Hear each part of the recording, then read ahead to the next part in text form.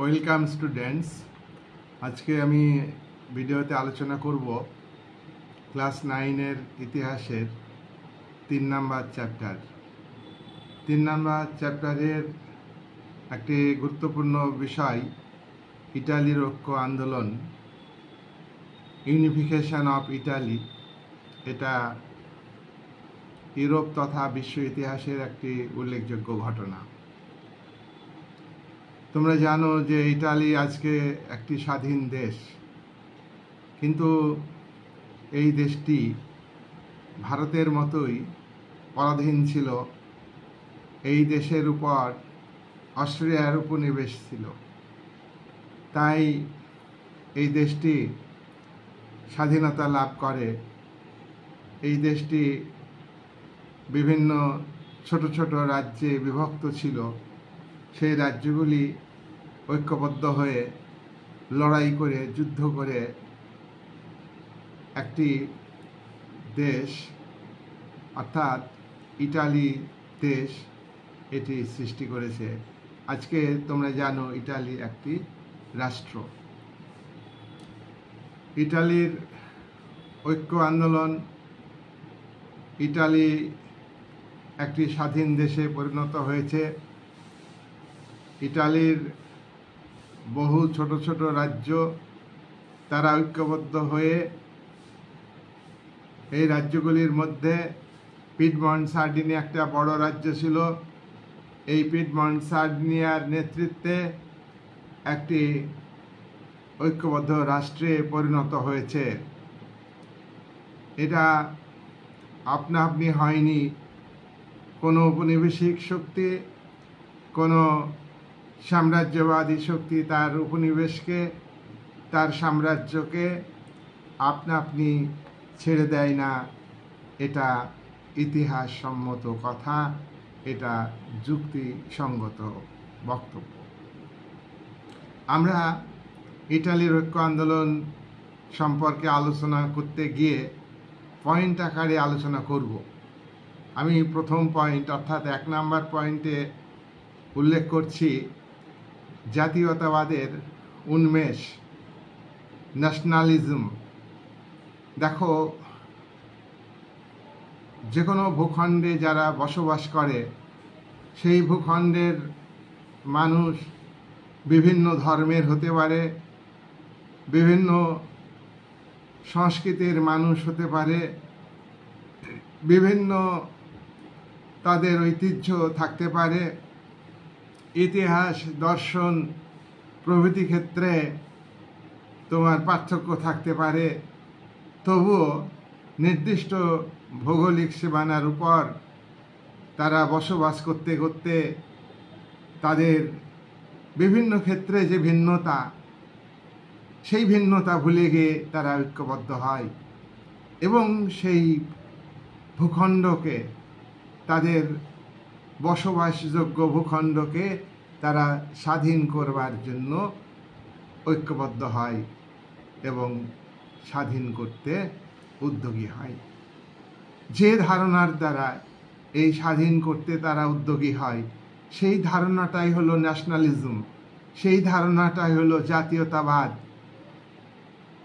তোমরা জানো যে পৃথিবীতে নবজাগরণ ঘটে। নবজাগরণ কেন ঘটে? মধ্যযুগের কুসংস্কার, মধ্যযুগের ধর্মীয় গোঁড়ামি, মধ্যযুগে ধর্মের দ্বারা রাজনীতি পরিচালিত হতো। এই সমস্ত অযৌক্তিক বিষয়ের বিরুদ্ধে মানুষের মধ্যে চেতনা আসে। মানুষ যুক্তি দিয়ে বিচার বিশ্লেষণ করে, সামাজিক বিষয়গুলিকে, ধর্মকে যুক্তি দিয়ে বিচার বিশ্লেষণ করে, সংস্কৃতিকে যুক্তি দিয়ে বিচার বিশ্লেষণ করে, ঐতিহ্যকে তারা বিচার বিশ্লেষণ করে। এই যুক্তিবোধ, এই যা উন্নত একটা ধারণা, এইটা হলো নবজাগরণ। প্রাচীনকালে ইটালিতে নবজাগরণের ধারণা ছিল। প্রাচীন রোমান যে সাম্রাজ্য, সেই সাম্রাজ্যের মানুষের মধ্যে অনেক চেতনা ছিল। ইটালির রোমের রাজ্যগুলিতে যে আইন ব্যবস্থা গড়ে উঠেছিল প্রাচীনকালে, সেই আইন ব্যবস্থার দ্বারা পৃথিবীর প্রায় সমস্ত দেশ আজকে প্রভাবিত।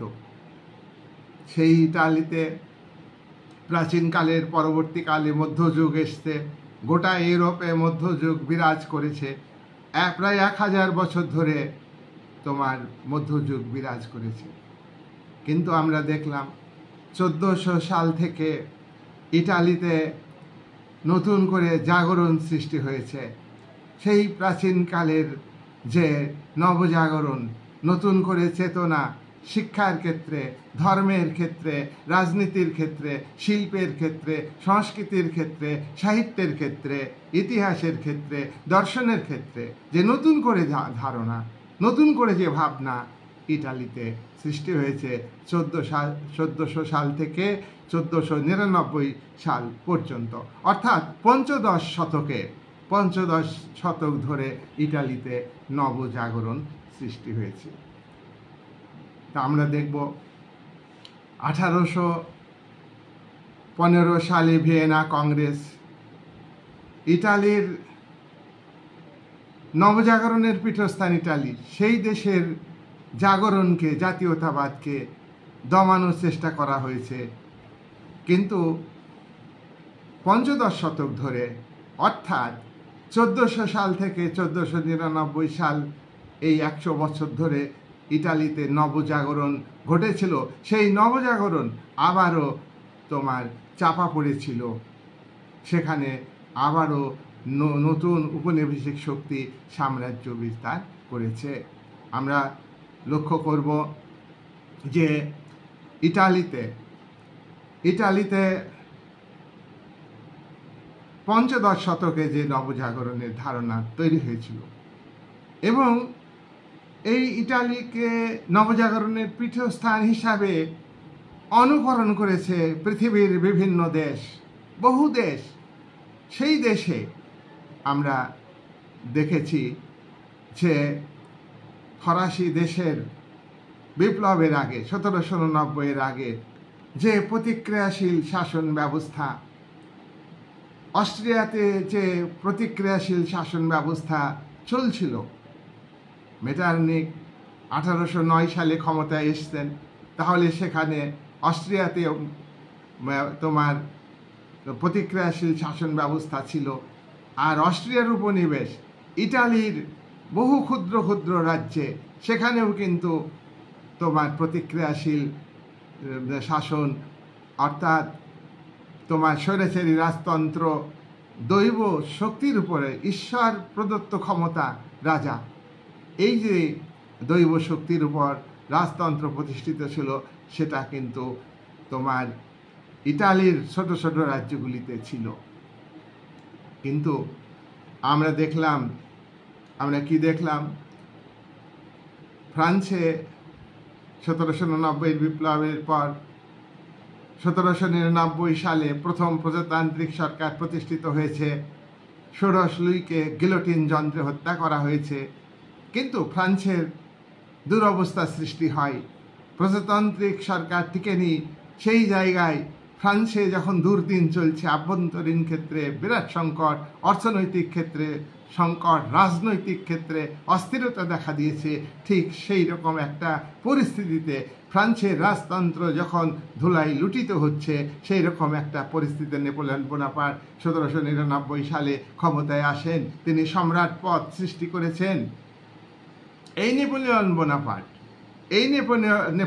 বোনাপার্ট ফরাসি বিপ্লবের যে আদর্শ, সাম্যের আদর্শ, গণতন্ত্রের আদর্শ, কিছুটা তিনি গুরুত্ব দিয়েছেন, এবং তিনি সাম্রাজ্যবাদী, তিনি একনায়কতান্ত্রিক শাসক। তিনি ইউরোপের, অর্থাৎ ইটালির যেসব ছোট ছোট রাজ্যে অস্ট্রিয়ার আধিপত্য ছিল, সেইখানে আক্রমণ করেছেন নেপোলিয়ন বোনাপার্ট। ইটালির ছোট ছোট রাজ্যগুলিতে যে স্বৈরতান্ত্রিক রাজতন্ত্র ছিল, ঈশ্বর প্রদত্ত যে ক্ষমতা রাজাকে প্রদান করা হয়েছে বলে প্রচার করা হতো, সেই রাজতন্ত্রের অবসান ঘটেছে। সেখানে ইটালির জনগণের মধ্যে একটা ন্যাশনালিজমের ভাবনা গড়ে উঠেছে। তাহলে আমরা দেখছি নেপোলিয়ন বোনাপার্টি হচ্ছে ইটালিতে যে আধুনিক যে জাতীয়তাবাদ, সেই আধুনিক জাতীয়তাবাদ, আধুনিক যে নবজাগরণ, সেটা কিন্তু সৃষ্টি করেছেন নেপোলিয়ন বোনাপার্ট। ইটালির ঐতিহ্য, সেখানে জাতীয়তাবাদের একটা ঐতিহ্য, তা সত্ত্বেও নেপোলিয়ন বোনাপার্ট আধুনিক যে জাতীয়তাবাদ, আধুনিক যে নবজাগরণ, পরোক্ষভাবে নেপোলিয়ন বোনাপার্ট ইটালির ছোট ছোট রাজ্যের জনগণের মধ্যে সৃষ্টি করেছেন।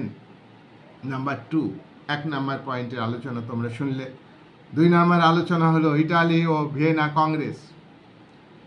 দেখো, ইটালি তখন একটা দেশ নয়, একটা রাষ্ট্র নয়। ইটালির ছোট ছোট রাজ্যগুলিতে নেপোলিয়ন বোনাপার্টের নেতৃত্বে সরকার তৈরি হয়েছে। সেখানে জাতীয়তাবাদের ভাবধারা রোপণ করা হয়েছে, আগে থেকেই ছিল ইটালিতে, সেটাকে সৃষ্টি করা হয়েছে। কিন্তু ভিয়েনা কংগ্রেস নেপোলিয়ন বোনাপার্টকে তোমার ইংল্যান্ডের সেনাপতি পরাজিত করেছেন ওয়াটারলুর যুদ্ধে। নেপোলিয়নকে সেন্ট হেলেনা দ্বীপে পাঠানো হয়েছে। নেপোলিয়ন মারা গিয়েছেন। নেপোলিয়নের কর্তৃত্ব ইউরোপে নেই।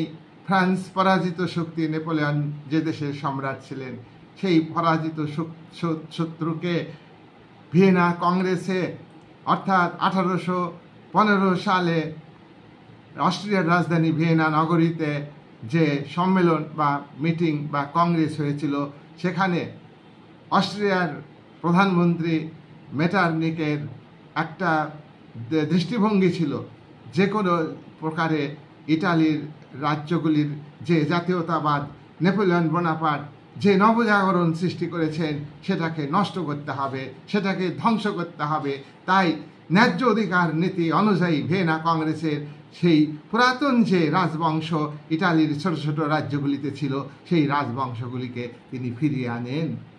তাহলে ভিয়েনা কংগ্রেসের মধ্য দিয়ে ইটালির ছোট ছোট রাজ্যগুলি যাতে স্বাধীনতা লাভ না করতে পারে, তার চেষ্টা করা হয়েছিল। তার কারণ ভিয়েনা কংগ্রেসের ন্যায্য অধিকার নীতি, শক্তি সাম্যের নীতি, এগুলো মুখেই যত ভালো কথা বলা হোক না কেন, এর আড়ালে ছিল তোমার জাতীয়তাবাদকে ধ্বংস করা, ইটালির জাতীয়তাবাদকে ধ্বংস করা, জার্মানির ছোট ছোট রাজ্যগুলির জাতীয়তাবাদকে ধ্বংস করা। আজকের এই ভিডিওর আলোচনা হচ্ছে ইটালির যে জাতীয়তাবাদ, সেটা ভিয়েনা কংগ্রেসের মাধ্যমে ধ্বংস করার পরিকল্পনা করা হয়েছে। 3 নম্বর পয়েন্ট। 3 নম্বর পয়েন্টে তোমরা দেখবে ইটালির ঐক্যের আন্দোলনের, ইটালি যে একটা স্বাধীন রাষ্ট্রে পরিণত হবে, সেক্ষেত্রে অনেকগুলি বাধা ছিল। ইটালির রাজ্যগুলিকে ভিয়েনা কংগ্রেস ছোট ছোট রাজ্যে বিভক্ত করেছেন, যেখানে নেপোলিয়ন বোনাপার্ট আধুনিক রাষ্ট্র সৃষ্টির ধারণা দিয়েছিলেন। ইটালির মডেনা, পারমা, টাস্কেনি, এই সমস্ত রাজ্যে, দক্ষিণ ইটালির সিসিলি, নেপলস, এই সমস্ত রাজ্যের জনগণের মধ্যে যে ভাবনা, জাতীয়তাবাদী ভাবনা, ফরাসি বিপ্লবের আদর্শের দ্বারা অনুপ্রাণিত হয়ে তারা জাতীয়তাবাদী ভাবনায় উদ্বুদ্ধ হয়েছিলেন। আমরা দেখব যে ভিয়েনা কংগ্রেসের মাধ্যমে সেটা স্তব্ধ করা হয়েছে। ইটালির ঐক্য আন্দোলনের আরও বাধা হলো যে 1830 সালে যে জুলাই বিপ্লব ঘটে, সেই জুলাই বিপ্লবের যে আদর্শ, তার দ্বারা প্রভাবিত হয়ে ইটালির ছোট ছোট রাজ্যগুলির জনগণ ঐক্যবদ্ধ হয়েছিলেন। সেটাকেও বন্ধ করার ব্যবস্থা করা হয়েছে। সেটাকে স্তব্ধ মেটারনিক সিস্টেমের মাধ্যমে গণতন্ত্র বিরোধী, উদারতন্ত্র বিরোধী, জাতীয়তাবাদ বিরোধী এই সমস্ত আদর্শের মধ্যে দিয়ে, প্রতিক্রিয়াশীল আদর্শ, যেটা গণতন্ত্রের বিরোধী, সেই আদর্শের মধ্য দিয়ে বন্ধ করে দেওয়া হয়েছে। তারপর আমরা দেখব ইটালির ঐক্য আন্দোলনের ক্ষেত্রে বাধা। 1848 সালের যে ফেব্রুয়ারি বিপ্লব, এই 1848 সালের ফেব্রুয়ারি বিপ্লব একটা এমনই বিপ্লব, শুধু ফ্রান্সের নয়, ইউরোপের 15টা রাজ্যে 15টা রাষ্ট্রে ছড়িয়ে পড়েছিল। 1848 সালকে ইউরোপের বিপ্লবের বছর বলা হয়। এই বিপ্লব যখন 1848 সালে ফ্রান্সে শুরু হয়েছিল লুই ফিলিপের বিরুদ্ধে, সেই বিপ্লবের দ্বারা অনুপ্রাণিত হয়ে একদম সেই সময়ে বিভিন্ন দেশে, বিশেষ করে 15টা রাজ্যে, ইটালির মডেনা, টাস্কেনি, পারমা, এই সমস্ত রাজ্যে, সিসিলি, এই সমস্ত রাজ্যে তোমার ছড়িয়ে পড়েছিল। কিন্তু মেটারনিকের এই যে সিস্টেম, সেটাকে কার্যকরী করে স্তব্ধ করবার ব্যবস্থা করলেও মেটারনিক কিন্তু নিজেই পরাজিত হয়েছেন। তাই সেই বাধাগুলি, অর্থাৎ ইটালির ঐক্য আন্দোলনের বাধাগুলিকে দূর করতে ফেব্রুয়ারি বিপ্লবের আদর্শ সাহায্য করেছে। 4 নম্বর পয়েন্টে কি? কার্বোনারি সংঘ। কার্বোনারি সংঘ এটা বিপ্লবী সংঘ। ইটালির বিভিন্ন রাজ্যে গোপন সংগঠন, গুপ্ত সংগঠন গড়ে ওঠে। এই সংগঠনগুলি সশস্ত্র উপায়ে লড়াই করে, যুদ্ধ করে ইটালিকে স্বাধীন করতে চায়। অস্ট্রিয়ার বিরুদ্ধে কার্বোনারি আন্দোলন গড়ে ওঠে। কার্বোনারি বিভিন্ন গুপ্ত সংগঠন, বিভিন্ন গোপন সংগঠন, সেই সংগঠনগুলির মধ্যে কার্বোনারি একটা গুরুত্বপূর্ণ সংগঠন। এই কার্বোনারি সংঘে জোসেফ ম্যাচিনি যোগ দিয়েছিলেন। এটার মূল উদ্দেশ্য ছিল ইটালিকে ঐক্যবদ্ধ করা। মূল উদ্দেশ্য ছিল অস্ট্রিয়ার বিরুদ্ধে ইটালিবাসীকে ঐক্যবদ্ধ করে, লড়াই করে, সংগ্রাম করে পিডমন্ট, সার্ডিনিয়ার নেতৃত্বে ইটালির সমস্ত রাজ্যগুলিকে, উত্তরের রাজ্যগুলিকে, মধ্য ইতালির রাজ্যগুলিকে, দক্ষিণ ইতালির রাজ্যগুলিকে তারা স্বাধীন করবে। কিন্তু ম্যাচিনি এই কার্বোনারি সংঘ ত্যাগ করেছিলেন। ম্যাচিনি সংঘ ত্যাগ কেন করলেন? ম্যাচিনি এই কার্বোনারি সংঘ ত্যাগ করার একটাই কথা, যে জনগণ থেকে বিচ্ছিন্ন করে গুপ্ত সশস্ত্র লড়াইয়ের মধ্যে দিয়ে দেশকে স্বাধীন করতে হবে, যুদ্ধ করতে হবে বিদেশি উপনিবেশিক অস্ট্রিয়া শক্তির বিরুদ্ধে। কিন্তু গোপনে গুপ্ত হত্যার মাধ্যমে সম্ভব নয়, গণ সমর্থন ব্যাপকভাবে দরকার। এই মতবিরোধের কারণে তিনি কার্বোনারি সংগঠন ছেড়ে দিয়েছিলেন। কার্বোনারি কথার অর্থ হলো কাঠকয়লা, আগুনের ফুলকি ছড়িয়ে দেওয়া, ইটালির জনগণের মধ্যে নবজাগরণ সৃষ্টি করা, রিসার্জিমেন্ট সৃষ্টি করা, নতুন করে জাগরণ ইটালির জনগণের মধ্যে জাগিয়ে তুলতে হবে। এটা ছিল কার্বোনারি আন্দোলন। কিন্তু কার্বোনারি আন্দোলন ব্যর্থ হয়েছে। 5 নম্বর পয়েন্ট, জোসেফ ম্যাচিনি আধুনিক জাতীয়তাবাদের জনক, বিশ্বের আধুনিক জাতীয়তাবাদের জনক, আদর্শ জাতীয়তাবাদের জনক। আদর্শ জাতীয়তাবাদ কাকে বলে? দেশকে ভালোবাসা, তার সঙ্গে সঙ্গে বিশ্বের সমস্ত দেশের মানুষকে ভালোবাসা, সম্মান জানানো। কিন্তু এই আদর্শ জাতীয়তাবাদের জনক হিসাবে ম্যাচিনি ইটালিকে ঐক্যবদ্ধ করবার চেষ্টা করেন। 1805 সালে তিনি জন্মগ্রহণ করেছেন, 1872 সালে তিনি মারা গিয়েছেন। ঐতিহাসিক হাজেন বলেছেন যে নতুন ইটালির জন্ম দেওয়ার জন্যে ম্যাচিনির অবদান বিরাট। ম্যাচিনি ঘোষণা করেছিলেন যে ইটালির জনগণকে ঐক্যবদ্ধ করতে হবে, বিশেষ করে যুব সম্প্রদায়কে ঐক্যবদ্ধ হতে হবে। তিনি তাই একটা সংগঠন গঠন করেছিলেন 1832 সালে। সেই সংগঠনের নাম হলো ইয়ং ইটালি, নব্য ইটালি। এই নব্য ইটালির মধ্য দিয়ে ইটালির যুব শক্তিকে, ইটালির গ্রাম শহর সমস্ত এলাকার মানুষকে, বিভিন্ন অঞ্চলের মানুষকে সংগঠিত করবার চেষ্টা করেন জনগণের, এবং এই সংগঠনে সশস্ত্র লড়াই এর নীতিকে তিনি গ্রহণ করেন যে বিদেশি শক্তি তারা কিন্তু আপনা আপনি ইটালির স্বাধীনতা দেবে না, এর জন্য লড়াই সংগ্রাম করতে হবে, তার জন্য ইটালির জনগণকে সংগঠিত করতে হবে। তিনি ইয়ং ইটালি গঠন করেছিলেন। এর সদস্য সংখ্যা বহু বেড়ে গেছিল, এই সদস্য সংখ্যা প্রায় 60,000 মতো হয়েছিল। সশস্ত্র লড়াইয়ের মধ্য দিয়ে যারা 40 বছর বয়স পর্যন্ত যারা ইয়াং, তারাই এখানে যোগ দেবে এই এই ইয়ং ইটালিতে। তিনি কার্বোনারি সংঘের বিরোধিতা করেছেন। এটা গণসংগঠন নব্য ইটালি। এই গণসংগঠনের মধ্য দিয়ে 2 কোটি ইটালিবাসীকে বিভিন্ন রাজ্যের, অর্থাৎ Modena, Parma, Tuscany, Lombardy, Venice, Rome, Florence প্রভৃতি রাজ্যের জনগণকে তিনি ইয়ং ইটালির মাধ্যমে সংগঠিত করেন।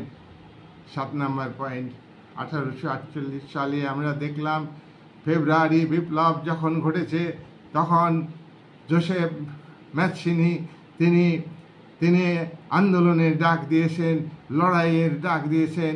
ম্যাৎসিনি ছিলেন এই লড়াইয়ের মূল নেতৃত্ব দিয়েছেন, কিন্তু বিদেশি শক্তির দাপটে তার যে ইয়ং ইটালি, তার যে বিপ্লবী বাহিনী পরাজিত হয়েছে।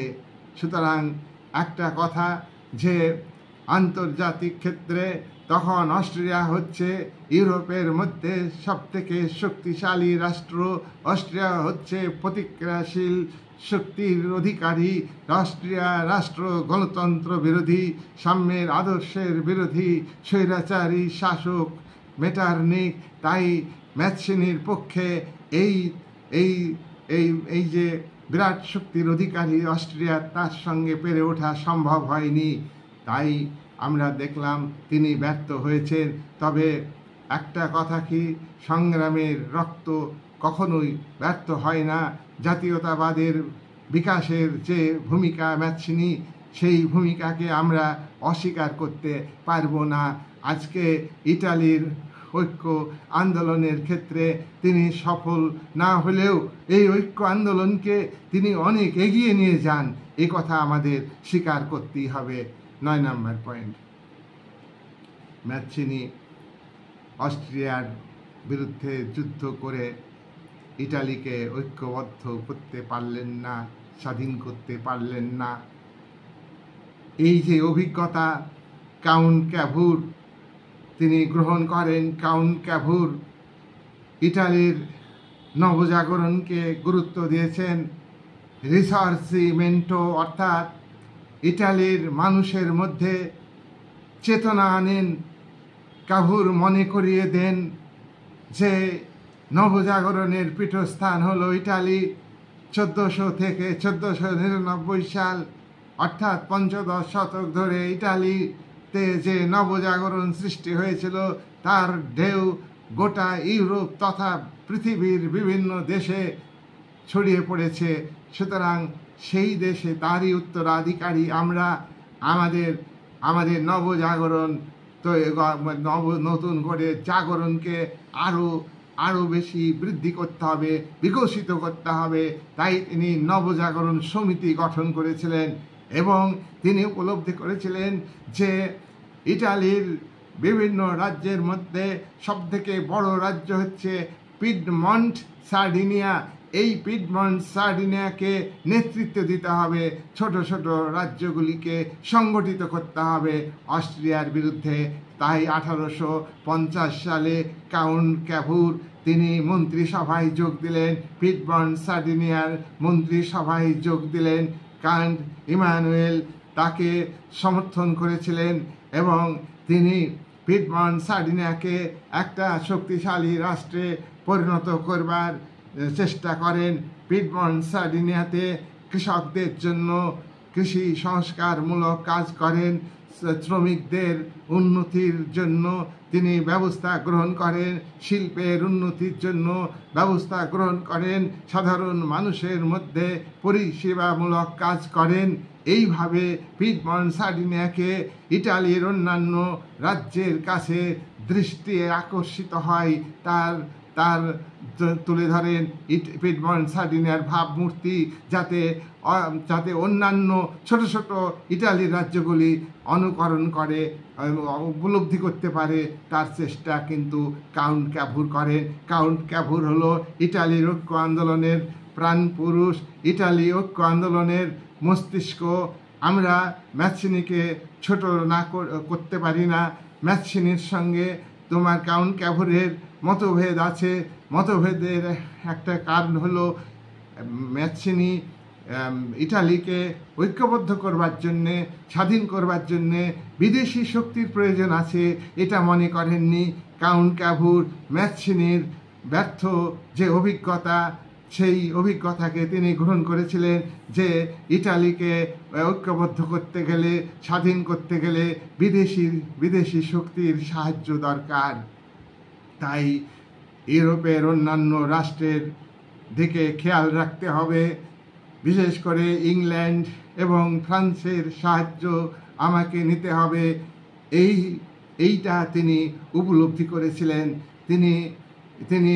তিনি মনে করেন যে পিডমন্ট সার্ডিনিয়া এবং ইটালির যে ছোট ছোট ক্ষুদ্র ক্ষুদ্র রাজ্যগুলি আছে, যে রাজ্যগুলির মধ্যে ঐক্যের অভাব আছে, যে রাজ্যগুলি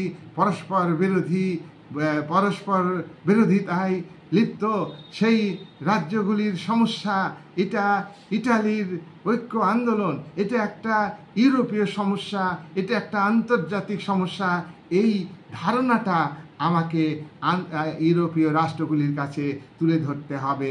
তাই কাউন্ট ক্যাভুর কি করলেন? কাউন্ট ক্যাভুর চেষ্টা করলেন যে কি করে ইউরোপের রাষ্ট্রগুলির দৃষ্টি আকর্ষণ করা যায়। তাই আমরা দেখলাম 1854 সাল থেকে 1856 সাল পর্যন্ত যে ক্রিমিয়ার যুদ্ধ হয় রাশিয়ার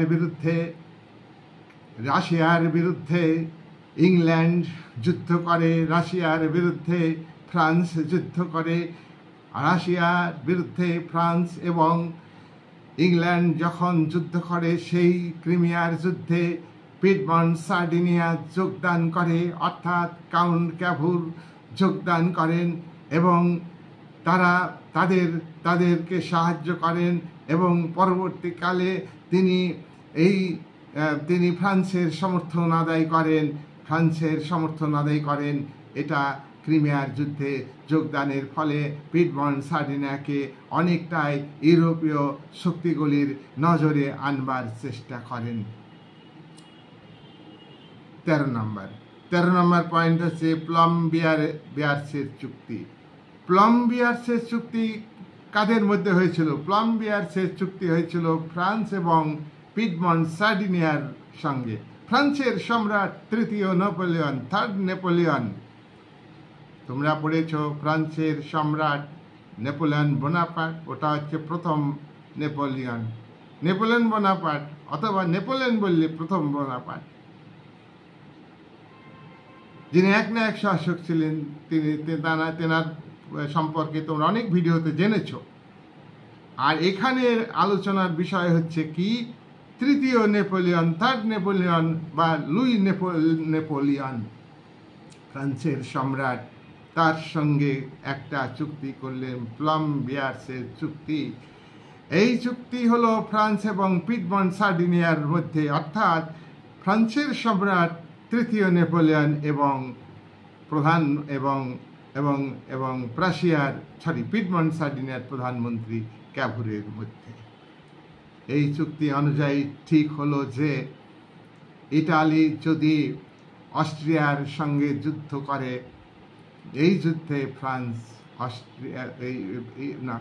এই যুদ্ধে পিডমন্ট সার্ডিনিয়াকে অর্থাৎ কাউন্ট ক্যাভুরকে সাহায্য করবেন তৃতীয় নেপোলিয়ন অর্থাৎ ফ্রান্স।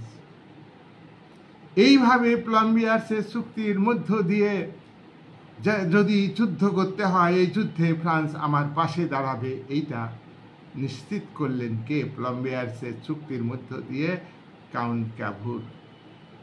তারপর আমরা দেখলাম অস্ট্রিয়ার বিরুদ্ধে যুদ্ধ ঘোষণা করলেন কাউন্ট ক্যাভুরের নেতৃত্বে। এই যুদ্ধে তোমার তৃতীয় নেপোলিয়ন কাউন্ট ক্যাভুরকে সমর্থন করেন। অস্ট্রিয়া এই যুদ্ধে পরাজিত হয়েছে। উত্তর ইটালির রাজ্যগুলি ঐক্যবদ্ধ হয়েছে, সংযুক্ত হয়েছে পিডমন্ট সার্ডিনিয়ার সঙ্গে। উত্তর রাজ্যগুলি মডেনা, পারমা, টাস্কেনি, এই সমস্ত রাজ্য। তারপর মধ্য ইটালির রাজ্যগুলির হয়ে পিডমন্ট সার্ডিনিয়া যুদ্ধ শুরু করলে সেখানে ফ্রান্স সাহায্য করেছে। এই সাহায্যের ফলে অস্ট্রিয়া পরাজিত হয়েছে, মধ্য ইটালি রাজ্যগুলি সংযুক্ত হয়েছে। মধ্য ইটালির রাজ্যগুলি সংযুক্ত হয়েছে, কিন্তু ভেনিস ও রোম তখন তোমার পিডমন্ট সার্ডিনিয়ার সঙ্গে যুক্ত হয়নি। 1866 সালে অস্ট্রো প্রাশিয়া যুদ্ধ, অর্থাৎ প্রাশিয়া বিসমার্কের নেতৃত্বে প্রাশিয়া অস্ট্রিয়ার বিরুদ্ধে যুদ্ধ ঘোষণা করে। এখানে অস্ট্রো প্রাশিয়া যুদ্ধে পিডমন্ট সার্ডিনিয়ার কাউন্ট ক্যাভুর সমর্থন করেন প্রাশিয়াকে। তার ফলে তোমার এখানে এর একটা রাজ্য ভেনিস লাভ করে অস্ট্রো প্রাশিয়া যুদ্ধে। তারপর ফ্রান্সের বিরুদ্ধে যুদ্ধ করে। ফ্রান্সের সহযোগিতা নিয়েছে পিডমন্ট সার্ডিনিয়া, কাউন্ট ক্যাভুর সাহায্য নিয়েছেন। কিন্তু সেই ফ্রান্সের বিরুদ্ধে প্রাশিয়া যখন যুদ্ধ করছে বিসমার্ক সেডানের যুদ্ধে, সেখানে তোমার রোমকে পাওয়ার জন্যে ইটালি কি করেছে?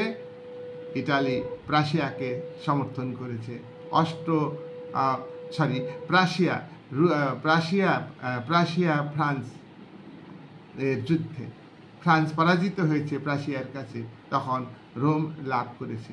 ভেনিস লাভ করেছিল 1866 সালে অস্ট্রো প্রাশিয়ার যুদ্ধে। অস্ট্রো প্রাশিয়া মানে অস্ট্রিয়া আর প্রাশিয়ার যুদ্ধে প্রাশিয়াকে সাপোর্ট করেছিল পিডমন্ট সার্ডিনিয়া, যার ফলে ভেনিস পেয়েছিল। এইভাবে আমরা দেখলাম যে ইটালির ঐক্য আন্দোলনকে তিনি এগিয়ে নিয়ে যাচ্ছেন, সফল করছেন। এইবার আমরা দেখব দক্ষিণ ইটালিতে নেপলস, সিসিলি, এই সমস্ত রাজ্যে একজন নেতৃত্ব দিয়েছেন, তিনি হলেন গ্যারিবল্ডি। ইটালির ঐক্য আন্দোলনে একটা গুরুত্বপূর্ণ ভূমিকা পালন করেছেন। ইটালির দক্ষিণ অংশে তিনি লালকোর্তা বাহিনী গঠন করেছিলেন। তিনি দেশপ্রেমিক, ইউরোপের সবথেকে দক্ষ গেরিলা যুদ্ধের প্রধান ব্যক্তি, যিনি গেরিলা যুদ্ধে সফল হয়েছেন, বহু গেরিলা যুদ্ধে তিনি সফল হয়েছেন। সেই ব্যক্তি তোমার অস্ট্রিয়ার বিরুদ্ধে যুদ্ধ ঘোষণা করেছেন, ফ্রান্সের বিরুদ্ধে যুদ্ধ ঘোষণা করেছেন এবং নেপল, সিসিলি দখল করে তিনি সেখানে একটা প্রজাতান্ত্রিক সরকার গঠন করেছেন। কাউন্ট ক্যাভুর প্রস্তাব দিয়েছিলেন যে ইটালি ঐক্যকে সফল করতে গেলে মধ্য ইটালি যেমন পিডমন্ট সার্ডিনিয়ার সঙ্গে যুক্ত হয়েছে, তেমনি দক্ষিণ ইটালি, সিসিলি, নেপলস, এই সমস্ত রাজ্যগুলিকেও যুক্ত করতে হবে। তখন সেই প্রস্তাবে গ্যারিবল্ডি তোমার সমর্থন করেছেন। তিনি প্রজাতান্ত্রিক সরকারের দায়িত্ব ছেড়ে দিয়েছেন এবং সংযুক্ত একটা ইটালি স্বাধীন দেশে পরিণত হলো। তাহলে আমরা দেখছি যে ইটালির ঐক্য আন্দোলনে 3 ব্যক্তির নাম আমরা উল্লেখ করব। ম্যাচিনি, যদিও তিনি সরাসরিভাবে ইটালিকে ঐক্যবদ্ধ করতে পারেননি, কিন্তু তিনি যে জাতীয়তাবাদী ভাবনা, দেশপ্রেম, দেশাত্মবোধ সৃষ্টি করেছিলেন ইটালির জনগণের মধ্যে, সেটা চিরস্মরণীয়। সেটার অবদানকে আমরা ছোট করতে পারবো না। আর অ্যাক্টিভলি, অর্থাৎ সংগ্রামের মধ্য দিয়ে, যুদ্ধের মধ্য দিয়ে ইটালিকে ঐক্যবদ্ধ করেছিলেন। ইটালির ঐক্য আন্দোলনের যিনি মস্তিষ্ক আর ইটালির ঐক্য আন্দোলনের প্রাণ পুরুষ হচ্ছে ম্যাচিনি, অর্থাৎ প্রাণ জাগিয়ে তুলেছিলেন জনগণের মধ্যে, আদর্শকে জাগিয়ে তুলেছিলেন, একটা ঐক্যবদ্ধ হওয়ার আদর্শ সেটাকে জাগিয়ে দিলে যে রাজ্যগুলি যারা নিজেরা দ্বন্দ্বে লিপ্ত থাকতো তারা ঐক্যবদ্ধ হয়েছে ম্যাচিনির আদর্শের দ্বারা। ম্যাচিনি তার আদর্শের দ্বারা লড়াই করে ঐক্যবদ্ধ করতে পারেনি একে তোমার ইটালিকে ইউনিফিকেশন করতে পারেনি, কিন্তু কাউন্ট ক্যাভুর করেছেন। কাউন্ট ক্যাভুর কাজে লাগিয়েছিলেন তোমার ম্যাচিনির যে অভিজ্ঞতা, ম্যাচিনির যে ব্যর্থতার কথা।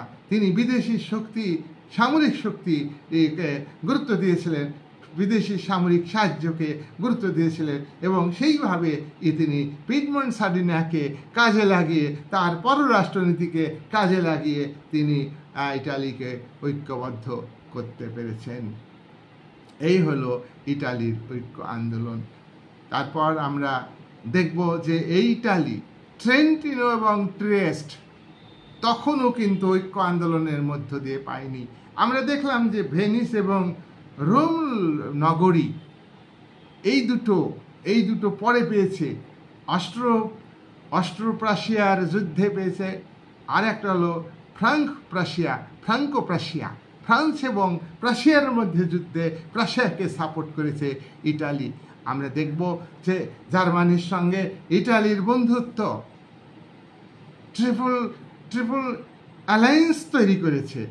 এই ট্রিপল অ্যালায়েন্স তৈরি করেছে এই অস্ট্রিয়া, প্রাশিয়া, ইটালি। এবং আমরা দেখছি যে ইটালির ট্রেন্টিনো এবং ট্রিয়েস্ট এই দুটো স্থান তারা কিন্তু তখনও লাভ করতে পারেনি।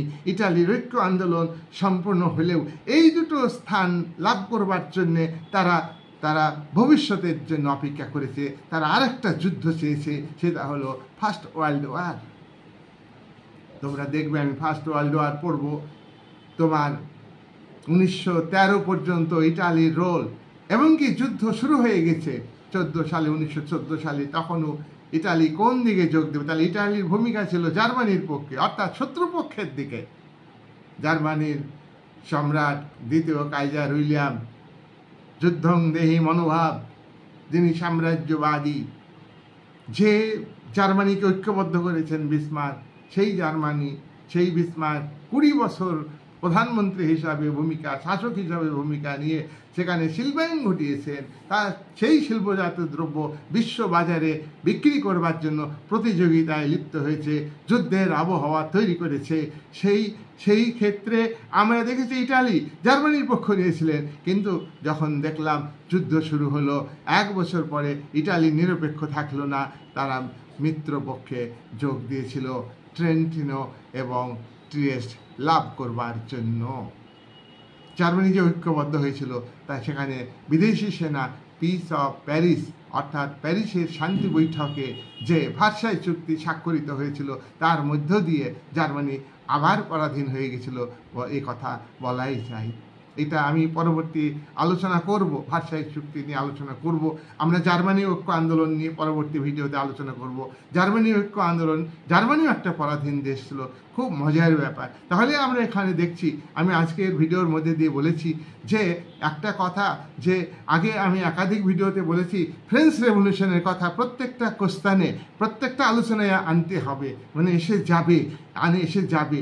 হ্যাঁ, ফ্রেঞ্চ রেভলিউশনের বিরোধী ভাবধারা, বিরোধী ডিসিশন হচ্ছে ভিয়েনা কংগ্রেস। আর ভিয়েনা কংগ্রেসের অ্যান্টি হলো জুলাই বিপ্লব, ভিয়েনা কংগ্রেসের অ্যান্টি হলো ফেব্রুয়ারি বিপ্লব। এবং ইটালির যে ঐক্য আন্দোলন, যে আদর্শ, এটা কিন্তু ভিয়েনা কংগ্রেসের বিপক্ষে, এটা কিন্তু বিপক্ষে ভূমিকা। এটা ফেব্রুয়ারি বিপ্লব, জুলাই বিপ্লবে এবং ফরাসি বিপ্লবের যে ইডিওলজি, সেই ইডিওলজিটা কিন্তু আমরা দেখছি ইটালি ঐক্য আন্দোলনে একটা ভূমিকা নিচ্ছে। ন্যাশনালিজম গ্রো করানোর জন্যে জনগণ দেশ ভালোবাসবে, লড়াই করবে, প্রাণ দিতে দ্বিধা করবে না, খুব লড়াই করতে প্রস্তুত থাকবে, রক্ত দিতে প্রস্তুত থাকবে। রক্তের বিনিময় ছাড়া তোমার ইউনিফিকেশন সম্ভব হয়নি। শুধু আমাদের যদি ভারতের কথা বলো তাহলে হবে না, ভারতের সঙ্গে এই সমস্ত ইউনিফিকেশনের যে মুভমেন্ট, এটা কোনো মিল নেই। আমাদের দেশের যে স্বাধীনতা সেটা আন্ডারস্ট্যান্ডিংয়ের মাধ্যমে হয়েছে। ব্রিটিশ সাম্রাজ্যবাদী শক্তির সঙ্গে ভারতবর্ষের নেতাদের একটা আপোষমূলক আলোচনা, একটা আমাদের স্বাধীনতা কে দিবে সেটা ব্রিটিশ সরকার ঠিক করেছে, এবং শুধু ঠিকই করেনি, ব্রিটিশ সরকার ইন্ডিয়ান ইন্ডিপেন্ডেন্স অ্যাক্ট অনুযায়ী ভারতের স্বাধীনতার ভিক্ষাটাকে তুলে দিয়েছে, তাই আমাদের ভারতীয় নেতারা গ্রহণ করেছে। কিন্তু ইটালির ঐক্য আন্দোলনে আমরা কি দেখলাম, এই আলোচনা থেকে তোমরা বুঝতে পারবে কতটা স্ট্রেংথফুল, কতটা শক্তিশালী একটা ভাবনা সে দেশের নেতারা সৃষ্টি করতে পেরেছিলেন। জোসেফ ম্যাথিনির কথা আমরা ভুলবো না। আমরা ইটালির ঐক্য আন্দোলনে কাউন্ট ক্যাভুর, যিনি ঐক্য আন্দোলনের মস্তিষ্ক, তার কথা আমরা ভুলবো না। গ্যারিবল্ডির তার দেশপ্রেমের কথা ভুলবো না। তার যে ভূমিকা স্বাধীনতা আন্দোলনের ক্ষেত্রে, ইউনিফিকেশনের ক্ষেত্রে, ঐক্যবোধে ইউনিফিকেশন এই কারণে বলা হচ্ছে যে ইটালি বহু রাজ্যে বিভক্ত ছিল, বহু রাজ্যে কোনো ভৌগোলিক সীমানা, ইটালির জিওগ্রাফিক্যাল পজিশান ইটালির ছিল না, সেই জিওগ্রাফিক্যাল পজিশান চলে আসলো। এই বলে আজকের আলোচনা আমি শেষ করলাম। তবে আমার ভিডিও দেখে যারা এখনও সাবস্ক্রাইব করনি, সাবস্ক্রাইব করবে, শেয়ার করবে, লাইক করবে, এই বলে আজকের আলোচনা আমি এখানেই শেষ করছি।